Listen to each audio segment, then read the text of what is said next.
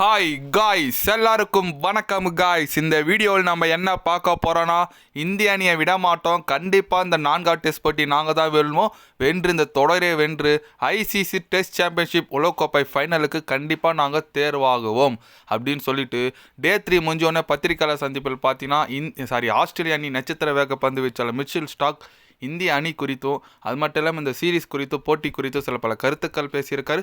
அவர் என்ன பேசினார் ஏது பேசினார் சொல்லிட்டு வீடியோ டீட்டெயில்டாக பார்க்கலாம். அதுக்கு முன்னே நீங்கள் நம்ம சேனலுக்கு புதுசாக வந்திருந்தீங்கன்னா ஒரு சப்ஸ்கிரைப் மட்டும் பண்ணிவிட்டாங்க, வீடியோக்குள்ளே போகலாம். ஆமாங்க, அவர் ஃபஸ்ட்டு எடுத்தோன்னே என்ன சொன்னாருன்னு கேட்டிங்கன்னா, விராட் கோலியை எங்கள் அணி, எங்கள் வீரர்கள், எங்கள் ரசிகர்கள் எல்லாமே கலாய்ச்சாங்க. அதுக்கு நான் மன்னிப்பு கேட்டுக்கிறேன். இருந்தாலும் அவர் ஒரு டேலண்ட் பிளேயர், ஒரு கிங் பிளேயர். கண்டிப்பாக அவர் அதுமாதிரி கலாய்ச்சிருக்குது எனக்கு கொஞ்சம் வருத்தமாக இருக்குது. நான் அவர் ரசிகர்களுக்கோசம் நான் மன்னிப்பு கேட்டுக்கிறேன். அது மட்டும் இல்லாமல் இந்திய அணி கண்டிப்பாக கம்பேக் கொடுக்கறதுல அவங்க எப்பவுமே ஒரு ஸ்பெஷலிஸ்ட்டு. அதனால் நாங்கள் அவங்க ஈஸியாக எடுத்துக்க மாட்டோம். இதுக்கு வர அடுத்தடுத்த இன்னிங்ஸ் நாங்கள் கண்டிப்பாக நல்லா பண்ணால் மட்டும்தான் 4வது ஜெயிக்க முடியும், 4வது டெஸ்ட் போட்டி ஜெயிக்க முடியும். அது மட்டும் இல்லாமல் இந்த போட்டியை வென்று இந்த தொடரை வெல்றது மட்டும் தான் எங்கள் நோக்கம். அதுக்கப்புறம் தான் நாங்கள் ஸ்ரீலங்கா சீரீஸ் பற்றி திங்க் பண்ணுவோம். அதனால் இந்த சீரீஸை வின் பண்ணவே போதும், நாங்கள் இந்த ஐசிசி டெஸ்ட் சாம்பியன்ஷிப் உலகக்கோப்பை ஃபைனலுக்கு தேர்வாகும். அது மட்டும் தான் எங்கள் மைண்டில் இருக்குது. அதை நோக்கி மட்டும்தான் எங்கள் பயணமும் இருக்குது அப்படின்னு சொல்லிட்டு மிச்சல் ஸ்டார்க் சிம்பிளாக முடிச்சிருக்காரு. எஸ், நம்ம விராட் கோலியை ஆஸ்திரேலியா ரசிகர்கள் எல்லாருமே கலாய்ச்சிருக்காங்க. ஒரு எப்படி சொல்லுது, அவங்க இருக்கிற ப்ரெஸ்ஸு பத்திரிக்கையால் கூட அவர் ஏதோ ஜோக்கர் மாரி பொம்மை போட்டு ரொம்ப கலாய்ச்சிருக்காங்க. ஏன்னு கேட்டிங்கன்னா, அந்த கான்ஸ்டார் ஸ்லெட்ஜிங் பண்ணார் பாருங்க, அதுலேருந்து அவர் கொஞ்சம் ஆஸ்திரேலியா ரசிகர்கள் அவர் கலைக்க ஆரம்பிச்சிட்டாங்க. டேய், அவர் கிங்குடா, ஒரு காலத்தில் எப்படி இந்த ஆள் தேமா, அவரெல்லாம் கோவப்பட்டார்னா நீங்கள் ஆஸ்திரேலியாவே ஃபாதர் ஆஃப் ஆஸ்திரேலியான்னு சொல்லிட்டு அவர் ஈஸியாக சொல்லுவாங்க. அந்த மாதிரி ஒரு ஆள் அவரை போய் கலைக்கிறீங்க. ஓகே தலைவா, இன்னிங்ஸ் என்ன பண்ணுறாரு சொல்லி வெயிட் பண்ணி பார்க்கலாம். தலைவா, நீலாம் அண்ணா இவனுங்களா பேசுவானுங்களா தலைவா?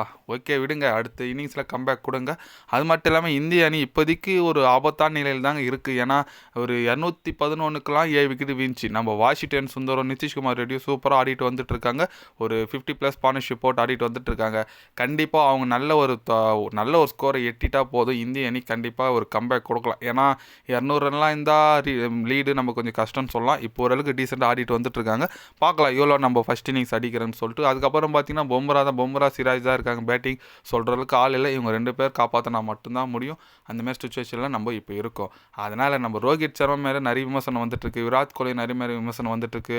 அதுக்கப்புறம் ரிஷப் பண்ணி 3 பேர் என்ன பண்ணுறாங்க டீம்னு சொல்லிட்டு நிறைய பேர் பத்திரிகையில் இருக்கட்டும், நிறைய எப்படி சொல்கிறது ரசிகர்கள் ரொம்ப கோவத்தில் இருக்காங்க.